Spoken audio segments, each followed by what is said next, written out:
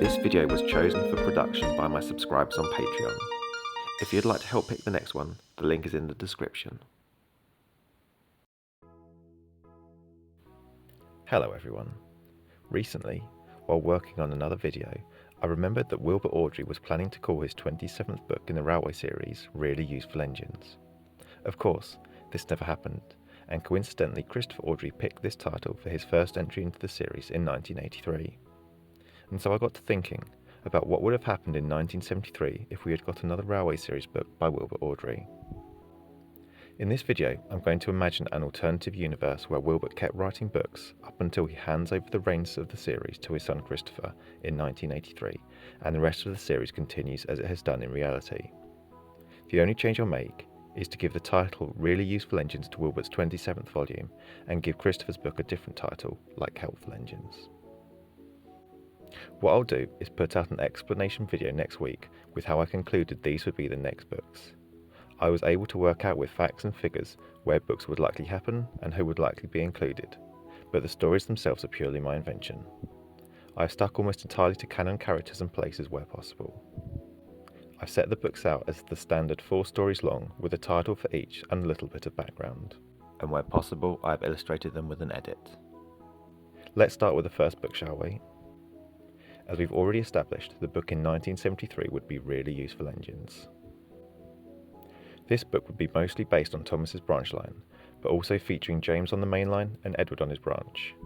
Neither of these characters had played a major role in the story since Mainline Engines, 6 books earlier. Quiet at the back. The first story is set on Thomas's branch line and would introduce Elsie, Toby's luggage van, who worked alongside Toby and Henrietta back on their old tramway. She's been there all along with her friends, just not featured in a story so far. Here, she is called upon to carry a load she rather would not, but does so anyway. Vicious Old Soul. The next story stays on Thomas's branch line, this time featuring Old King Cole, one of the private owner of trucks from Wilbert's model railway. Whereas Elsie would be of assistance to the engines, the truck would be an obstruction. He purposely spills his coal load onto the station, leading a porter to refer to him as a vicious old soul. The right sort of truck. The following story would move to James working on the main line. After hearing from a visiting Class 24 how on the mainland more goods are moved by road than ever before, James is pleased to be able to move freight in the right kind of truck, a wagon rather than a lorry. This shows his growth from earlier stories where he didn't like to pull trucks. Responsibilities. Lastly, Edward is seen telling off the twins for being irresponsible when one of their jokes results in the shipment falling into the sea. The twins take this to heart, and when they notice 2 children getting into difficulty in the harbour, the tank engine twins work quickly and heroically to save them. The book for 1974 would be called Diesel Engines. You may have noticed that the last volume was very steam engine heavy, so this volume will focus on the diesel engines and the problems they face. This book is mostly set on the main line. Slow coach. The first story would show Daisy and Mavis together, building on their dynamic first seen in Tramway Engines. Daisy breaks down at Farquhar and Mavis, as the closest engine, gets permission to haul her down the line so the passengers can get home. The story would end with Mavis spending the night in Tidmouth sheds and meeting the other diesels. The Old Ferry. The next story would have Bear meeting the car ferry at Vickerstown called Brian. Initially, the ferry would seem like an antagonist. However, we would find the car ferry is only rude to our diesel friend, as he is due to be replaced with a bridge being built across the water. This would initially be an inverse of the usual dynamic, where we are on the side of the modern vehicle, not the antiquated one. Last train home. Next we would see Bygone meeting a visiting diesel at the main station, who then refuses to leave as they know when they return to the mainland they will be withdrawn and scrapped. This is the first time widespread scrapping of diesels is acknowledged on Sodor. The diesel is a Class 52, whose crew knew she was bound for withdrawal, so managed to get her on the express to Sodor. Sanctuary. The final story would see the steam engines join the diesels in their support for their stowaway, and the Fat Controller agreeing that his diesels have shown how effective they can be, and some will deserve a second chance on Sodor. He purchases the diesel, who is then numbered D4. This is the only major rail character I'll be introducing, which is not explicitly a Wilbert Awdry creation. The book in 1975 would be called Small Diesel Engines. At this time on the small railway, Bert is getting his rebuild, so Rex and Mike share the spotlight with the diesels of the small railway. I've also not included any references to Jock or Frank, so Jock the new engine stays the same. Important engines. The first story will show the Blister twins, two small diesels who helped build the line and now are based at Islesborough, teasing Mike about how they arrived before he did and so they are more important. Back to reality. The next story would have the blue Bobo engine described in the lectures being returned to the line by Duck after a trip to Crovan's Gate for being underpowered, as Arlesdale Works was busy with another job. This engine would be called Ormsted after a local hotel, matching the Ravenglass equivalent. He would boast about how now he was the strongest engine on the line to Rex, until Rex has enough and lets them know there is now another passenger diesel on the line, Sigrid of Arlesdale. Now there are two of them. The next story shows the debut of Sigrid of Arlesdale, who was built while Ormsted was away. In fact, Sigrid was the project being built at Arlesdale Works, which meant they were too busy to rebuild Ormsted. The two diesels take an instant dislike to each other, and when they are told they will pull a diesel special together, they refuse to work. Good attitudes. The last story will see Ormsted and Sigrid not talking. Oliver is waiting at the chute one day and is annoyed by this, and tells them that he would have been scrapped along with Toad and Isabel had they not worked together, and then they needed Douglas's help too. The pair decide to make friends and pull a diesel special together. Bert comes back in his new shape. 1976 book would be called Bloomer the Preserved Engine. This book will tell the story of Bloomer, an engine Wilbert modelled and created a backstory for, but never appeared in the books. Two old engines.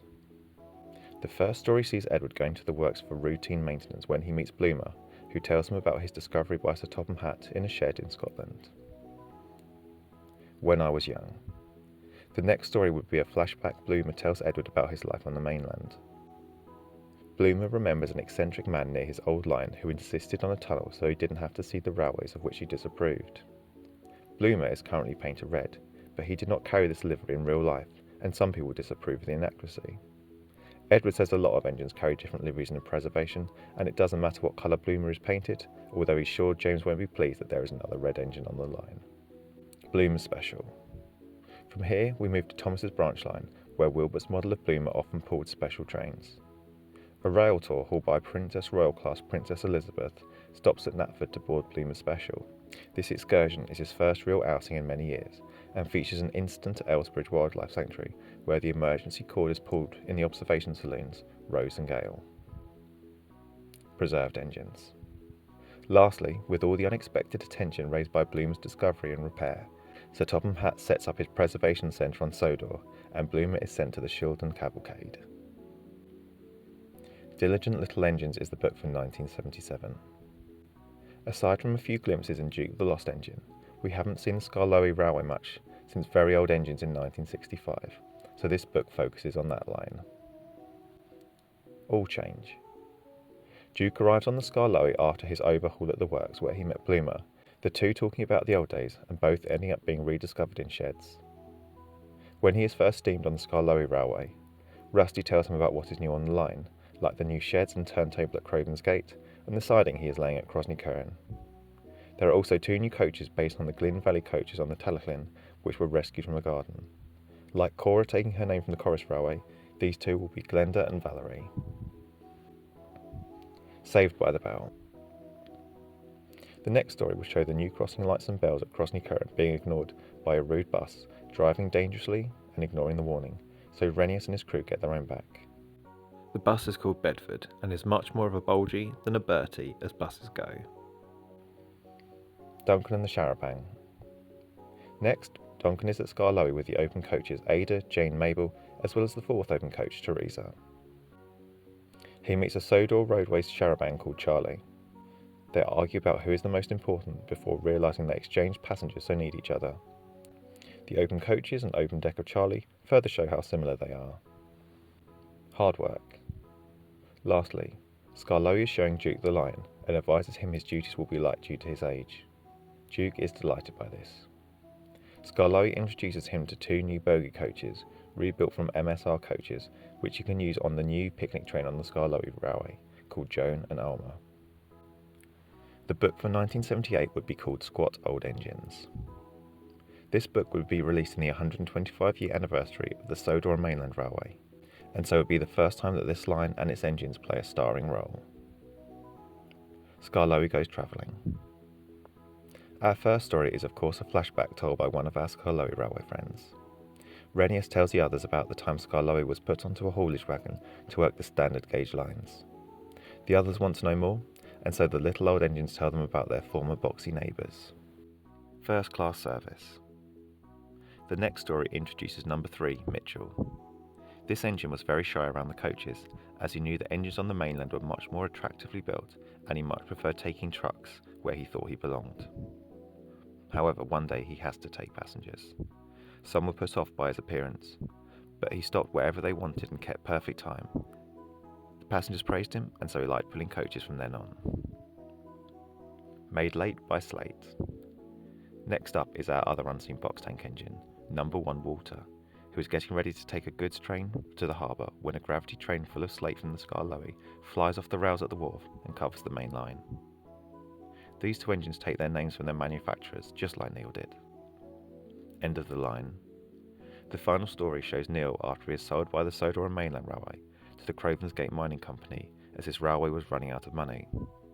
The small engines wonder where Neil and his brothers are now, and Skarloey and Rennius both say they wish they could see their squat friends again. In 1979, the book would be Goods Engines. Moving back to the mainline for the first time in a while, this book would have plenty of engines featured, but the stories revolving around freight trains rather than passengers. The Frying Kipper. The first story sees a spark from a passing engine ignite some fish oil on the Flying Kipper, and Henry has to stop to have his train extinguished. The other trains tease Henry, but the Fat Controller tells them how important freight transport is for the railway. Glow in the dark. Next, Bear is to take some uranium trucks collected by Percy from the mines at Tory Wreck up to the mainland. Gordon jokes Bear will end up glowing in the dark if he's not careful. Bear ignores him, but that evening when a collision with a branch breaks some of Gordon's headlamps, he has to be escorted to his destination by Bear with a full set of lights. Stone Ranger. The next story would see Boko taking a train of empties to the Granite Works, where a visiting Class 31 diesel boasts they can take the field trucks alone. This loaned engine is on trial as a Fat Controller wants another engine to help with freight trains.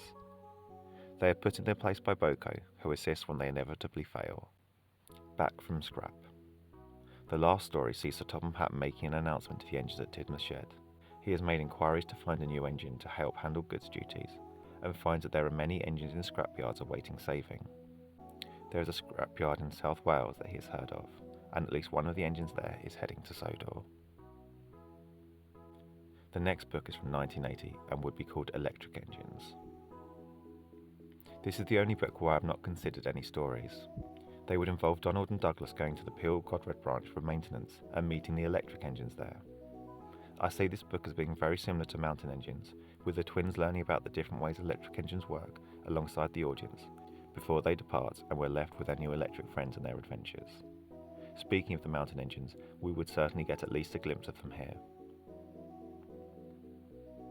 1981's book would be called Bygone Little Engines.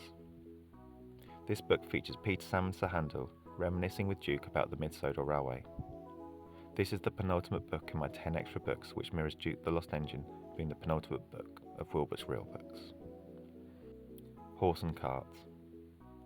The first story would be about Jim taking the eponymous horse and cart train and getting into difficulties with a stowaway animal. Banged up on board. The next story would have Tim taking a parliamentary train with a group of obnoxious tourists who object to the doors being locked between stations, which was common practice on the MSR. Maritime.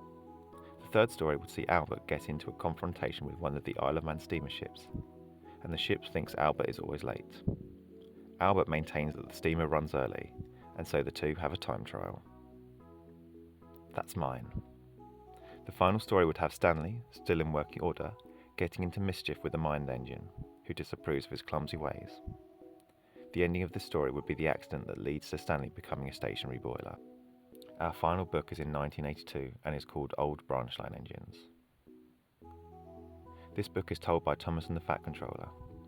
It describes the early days of Thomas's branch line with the coffee pot engines, built by the current Fat Controller's father. This feels like a good place to end, as the Fat Controller is approaching retirement himself, and the railway will soon be passed to his son, Stephen. Thomas's old friends. The first story opens in the present day, and wouldn't you know it, the engines on the Farquhar branch are bickering.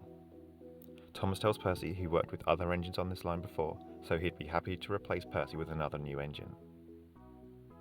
Percy ignores the threat, and he and Toby ask Thomas to tell them more about the old engines. Brake power. The next story would have Thomas remember a story about the number 2 coffee pot. He was initially very dismissive of the young Thomas, but his brakes were not strong enough to stop a heavy stone train coming down the quarry tram road. Thomas helps number 2 clear up the mess after his train runs out of control, and the engines become friends. Coughing pot. Next, Sir Topham Hatt is in the sheds, and tells the engines about the first coffee pot his father built. It was experimental and looked very odd. At first the men were impressed, but it would often cough up dirty brown water and got the nickname coffee pot, or indeed the coughing pot. Coaches. The last story would have the third coffee pot engine complaining that their coaches are too old. They were specifically built for passenger work and believed they should have up-to-date coaches to reflect this. Thomas tells them not to be silly. He has only pulled coaches once and knows what a privilege it is. The old coaches the coffee pot are complaining about are of course Annie and Clarabel, and when Thomas is put in charge of the branch line, he picks these 2 coaches to be his own. And that is the last of my 10 Wilbert Awdry suggested books. The next book would be Christopher Awdry's first entry into the Railway series, 1983's Really Useful Engines, which as I suggested, would be renamed Helpful Engines. I hope you like this run through, and as I said at the beginning of this video, I'll put out a follow-up video with my deductions and analysis as to why these books would likely be coming next. I know that another user called Thomas Theorist put out a video with a similar theme. I watched it a few years ago, but did not remember the details. I've watched it since finishing the script, and I'm happy that it is different enough. However, I've put a link to that video in the description if you want to check it out. So what do you think about my suggestions? Have I missed anything obvious out or included something silly? Let me know below. And if you're interested, keep an eye out for my reasoning video behind this one next week. Thanks for now. Thanks for watching everyone. If you enjoyed this video, please consider subscribing to the Patreon like these fine folk to help pick the next video subject, get early access to new content and help support the channel.